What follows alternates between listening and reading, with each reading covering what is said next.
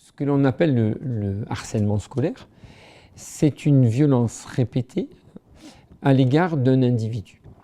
Ce que l'on appelle violence, ce sont des violences morales, physiques ou psychologiques.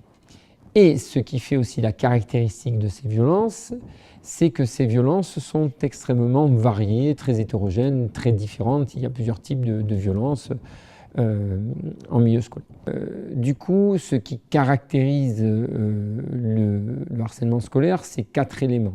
C'est-à-dire la violence, comme je l'ai dit, la répétitivité, l'isolement de la personne et la relation asymétrique entre les individus, c'est-à-dire le principe de domination d'un individu sur l'autre, plus exactement le principe de domination d'un groupe sur l'autre.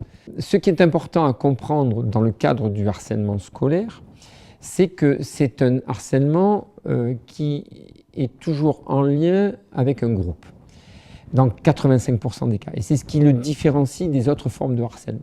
C'est-à-dire que dans le harcèlement scolaire, il y a ce que l'on appelle une relation triangulaire. C'est-à-dire qu'il y a bien sûr un harceleur ou des harceleurs, mais ce harceleur fait des camarades de l'école ou de la classe ses complices de ces actes. Et donc,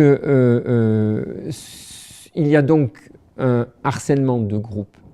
Et c'est extrêmement important à comprendre dans la mesure où, du coup, le harcelé se retrouve isolé puisqu'il ne retrouve pas d'empathie de la part des autres camarades qui sont complices de ces actes.